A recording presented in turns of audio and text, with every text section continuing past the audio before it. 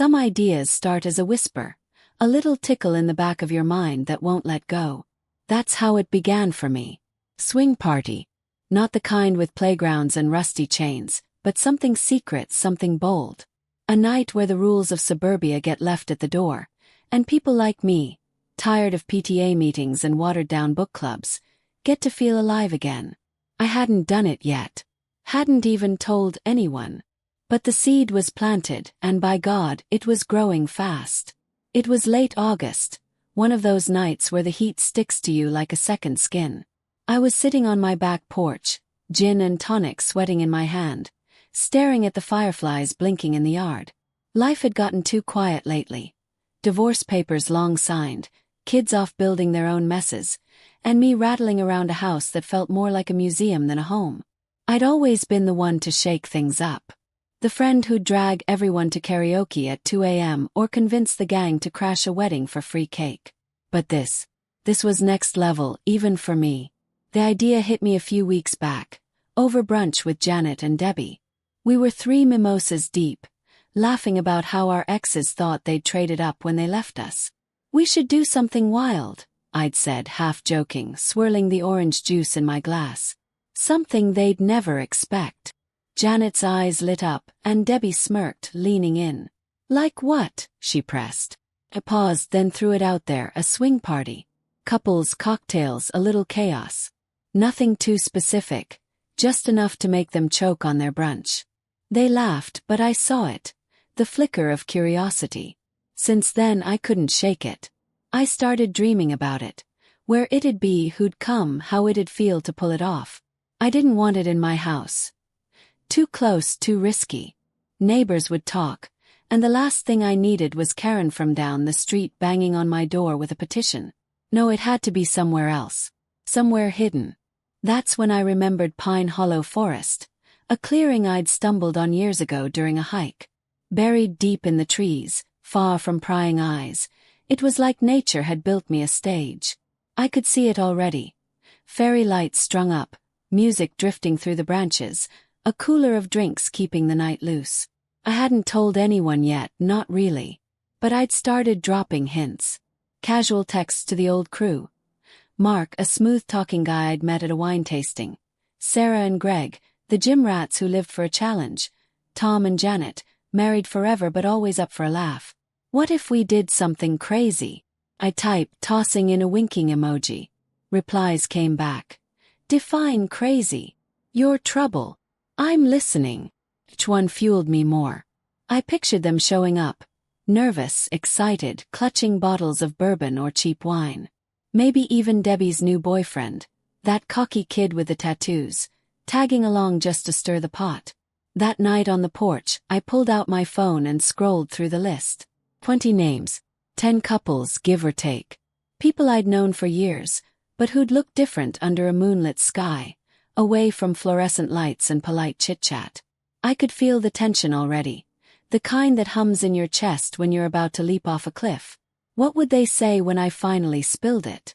Hey guys, bring a +1 and an open mind. We're swinging in the woods. I leaned back in my chair, the cicadas screaming in the distance. The logistics spun in my head. Folding chairs, a playlist of Springsteen and Prince, maybe a fire pit if the ground wasn't too dry. Mark would probably help set up. He'd been texting me more lately. His messages flirty but vague. I smirked, imagining him hauling a cooler through the trees, that silver streak in his hair catching the light. Janet would fuss over the details, Tom would crack bad jokes, and Sarah would turn it into some kind of competitive sport. It'd be chaos. Beautiful electric chaos. But then crack. A twig snapped beyond the fence, yanking me out of my daydream. I sat up, heart thudding, peering into the dark. Probably a deer, I told myself, but the chill creeping up my spine didn't care. Suddenly, the forest didn't feel so safe. What if someone saw? What if word got out before I even sent the invites?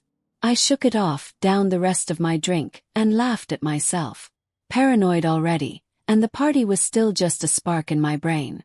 I went inside, the screen door slamming behind me, and grabbed a notepad. Time to make it real. I scribbled Pine Hollow Saturday. and started a list. Lights, music, drinks. My hand shook a little, not from fear, but from the rush. This wasn't just a party, it was a rebellion. A middle finger to the beige life I'd been coasting through. I didn't know then how it'd all spiral. How one night could unravel everything I thought I controlled. But that's the thing about wild ideas. They don't stay tame for long. YouTube. 4500. Swinging in the Shadows, Part 2. From a woman's voice, raw and unfiltered. The moment I hit send on those cryptic texts, my quiet house turned into mission control. Scribbled notes on napkins, a tower of plastic cups, and my phone lighting up like a slot machine. Pine Hollow. Saturday.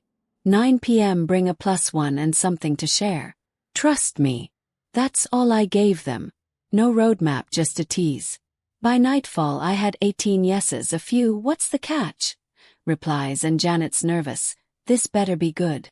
My heart was doing cartwheels, and I hadn't even zipped up my dress yet.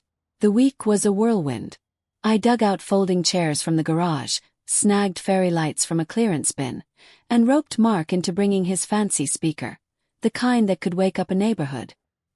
He swung by Friday, arms loaded, smirking like he knew something I didn't. "This better be epic," he said, plopping the gear on my porch. I grinned, dodging the question. "It'll be loud, that's for sure." He lingered, fishing for hints, but I waved him off. Let him stew. Saturday crashed in like a tidal wave. I was a mess. Coffee stains on my shirt, pacing the kitchen, checking my phone every 5 seconds. Sarah sent a goofy pic of her and Greg in matching hats. Captioned, "Ready for your weird night." Tom texted, "Janet's bringing cheese and chaos, help." Debbie just dropped a thumbs up. I slipped into my red dress, bold, not subtle, and hauled my stash to Pine Hollow alone. The forest swallowed my car, tires crunching over gravel, until I hit the clearing, a perfect circle of earth framed by pines, begging for trouble. I set up fast. Chairs in a wonky ring, lights strung through branches like a DIY constellation, the speaker humming Born to Run low and gritty. I stepped back, hands on hips, and let it sink in. This was it, my big, ridiculous idea. A night to shake things up, break the monotony, make us all feel alive. Cars rolled in at 9:15, headlights slashing the dark. Janet and Tom stumbled out first, her clutching a snack tray, him juggling a cooler. Sarah and Greg followed, already bickering about who parked better.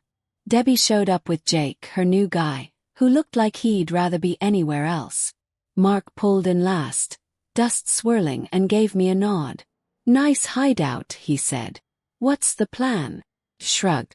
"Survive me." It started tame. Drinks poured, laughter bouncing off the trees. Janet unveiled her snacks like we were at a book club, while Greg tried to start a dance-off with Sarah, who just swatted him away. Jake sprawled in a chair, popping a soda and muttering about the bugs. I floated through, stirring the pot. Ever wonder what happens when you ditch the usual? I'd toss out, watching their faces, nervous chuckles, curious squints. The vibe was loose, buzzing like we were all waiting for the punchline.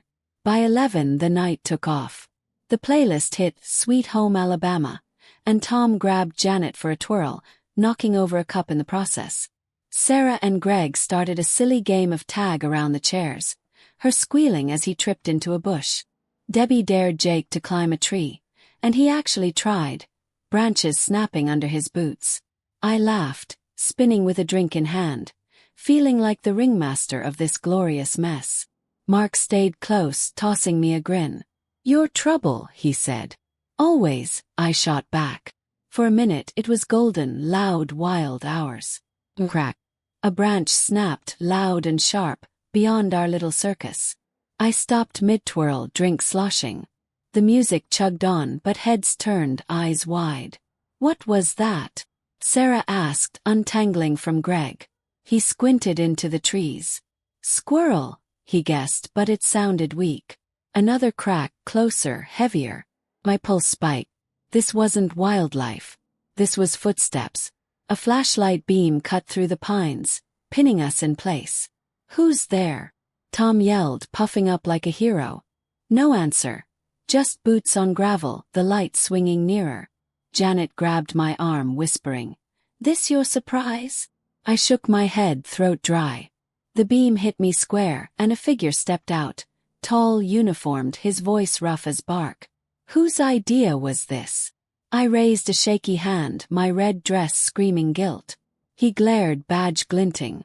"State land," he said. "You're trespassing. Shut it down." Chaos erupted. Chairs clattered, cups hit the dirt, people scrambled. I stood there, rooted, as my big night crumbled. This wasn't the plan. This was a wreck, and it was all mine. The ranger's flashlight felt like a spotlight on a stage I hadn't rehearsed for. My red dress glowed in its beam, a beacon of guilt, while my friends froze mid-chaos. Chairs toppled, bottles rolling, Janet clutching Tom like he'd just proposed all over again. "Trespassing," the ranger barked. His voice cutting through the hum of the Bluetooth speaker, still crooning Prince. "State land. Pack it up. Now." My stomach sank, but my brain scrambled for a lifeline. This was my party. My wild, fragile dream. And I wasn't ready to let it crash yet. "Hold on," I said, stepping forward, hands up like I could charm my way out. "We didn't know. We're just having a little get-together. No harm done, right?" My voice sounded flimsy even to me, but I flashed a smile, the kind that used to get me out of speeding tickets. The ranger didn't blink.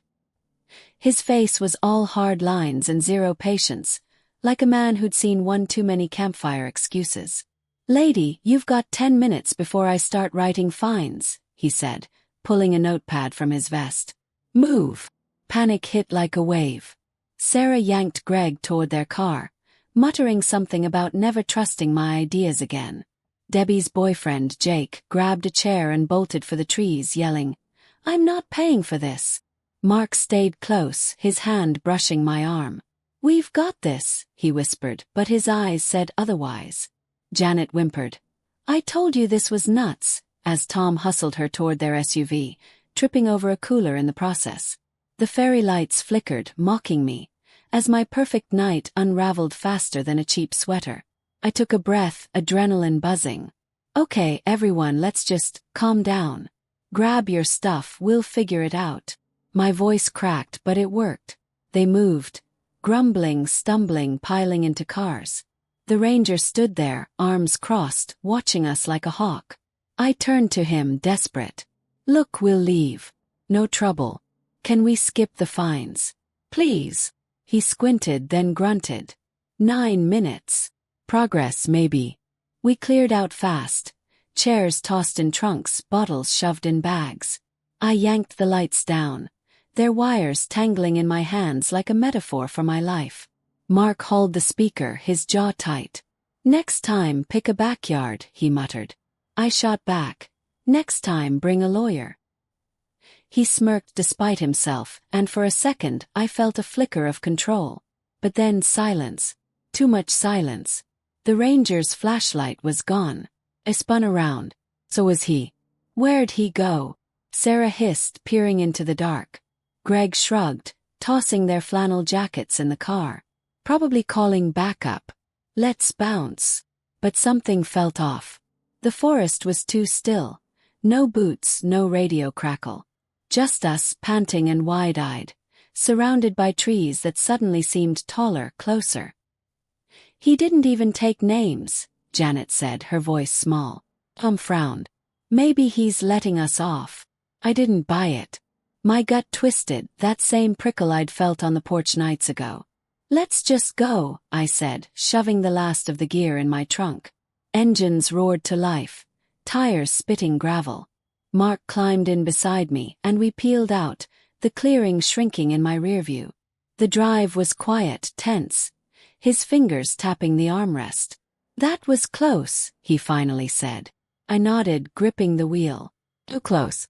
We hit the highway, headlights slicing through the night, when my phone buzzed. A text from Debbie. "Jake says he saw something weird back there. You sure that guy was a ranger?" My heart skipped. I glanced at Mark. "What's she mean, weird?" he asked, reading my face. I didn't know. I didn't want to know. But the question gnawed at me. His uniform had been pristine, no dirt, no wear. And that flashlight. Too bright, almost theatrical. "Pull over," Mark said, pointing to a gas station up ahead. I did, tires squealing, and we sat there under the fluorescent glow. Called Debbie. "What did Jake see?" I demanded. Her voice crackled through. "He swears the guy wasn't alone. Said he saw another shadow, moving fast, no light. Like someone was watching us." A chill crawled up my spine. "Watching?" Echoed. "Yeah," she said. "Jake's freaked. Thinks it wasn't about trespassing." Mark's eyes widened. "What's she saying?" I hung up, hands trembling. That maybe he wasn't a ranger. Maybe he was something else. The words hung heavy, absurd but unshakable. We'd thrown a swing party, flirty, chaotic hours, and now it felt like we'd stumbled into someone else's game. "We need to check," Mark said, firm.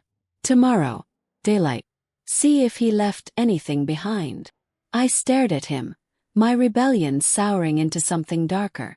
"You think we're in trouble?" He didn't answer, just looked out at the night. And that's when I knew. This wasn't over. Not by a long shot. Sunday morning hit me like a hangover without the fun. Head pounding, stomach churning, my red dress crumpled on the floor like evidence of a crime. Mark had insisted we go back to Pine Hollow, check the clearing in daylight, figure out if that ranger, or whatever he was, left any clues. I didn't want to. Every bone in my body screamed to stay home, lock the door, and pretend Saturday never happened. But his voice on the phone was steady, stubborn.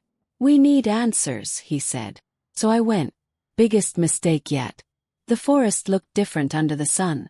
Less like a playground for rebels, more like a trap we'd been too dumb to see. We parked where the gravel met the trees, and I clutched a coffee cup like a lifeline as we hiked in. The clearing was a mess, chairs scattered, a lone bottle glinting in the dirt, fairy lights dangling like broken promises. Mark kicked at the ground, frowning. "No tire tracks," he said. "No footprints. Nothing." I shivered, though the air was warm. "He was here," I insisted. "We all saw him." But doubt crept in, cold and sharp. We searched, under bushes, behind trees, anywhere a man could have stood. Nothing. Not a scrap of paper, not a bent twig. Just us, picking through the wreckage of my grand idea.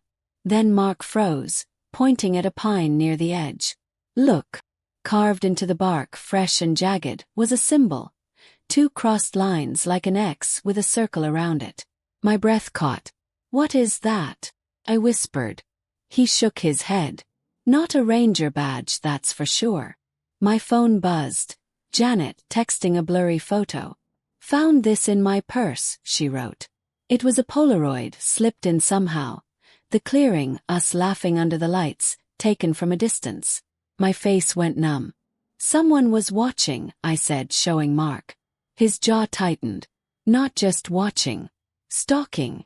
The words sank in, heavy and sour. We'd thrown a swing party, flirty, chaotic, a little reckless, and stumbled into something bigger, darker, something that wasn't ours to play with. We bolted, leaving the chairs, the lights, all of it. Back at my place, I locked every door, drew the blinds, and sat on the couch with my knees to my chest. Mark paced, piecing it together. No fines, no cops, no record. Just that symbol and a photo. This wasn't about trespassing. I nodded, throat tight. It was about us. They wanted us to know they saw. Who they were we couldn't guess. Locals with a grudge, some weird forest cult, or just a creep with a camera. Didn't matter. The damage was done. I called the others. Sarah, Debbie, Tom, Janet. They'd all found something odd. A twig in Greg's trunk, a scratched CD in Debbie's bag.